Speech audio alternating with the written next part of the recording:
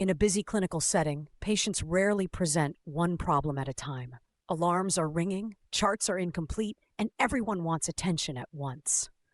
In those moments, nurses cannot afford to assess everything equally. They must decide what matters first, and that decision can determine whether a patient stabilizes or deteriorates. Welcome to the Learning Studio, where we don't just teach theory, we show how knowledge turns into real-world understanding. Many students learn the ABCs of patient assessment as a simple mnemonic to memorize. Airway, breathing, circulation. Then they move on, assuming it's just another exam trick. In reality, the ABC framework exists to protect patients in the most critical moments when hesitation or poor prioritization can cause irreversible harm. Think of the ABCs like maintaining oxygen to a fire. If airflow is blocked, nothing else matters. You don't worry about temperature or fuel until air is flowing again. The human body works the same way. Without a clear airway, breathing fails. Without breathing, circulation becomes meaningless. The ABCs force nurses to focus on what keeps life going right now. At the bedside, ABC assessment guides immediate action. A patient with chest pain but an obstructed airway requires airway support first. A patient who is talking but struggling to breathe needs oxygen and respiratory assessment before anything else. A patient who is breathing but hypotensive may need circulation support urgently.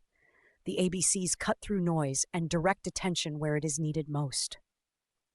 What makes the ABC framework powerful is its simplicity. It does not replace full assessment, it organizes it.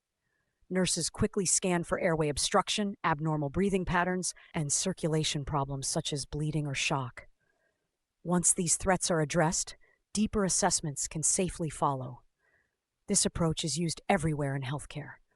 Emergency departments, trauma bays, intensive care units, and even community settings rely on ABC prioritization.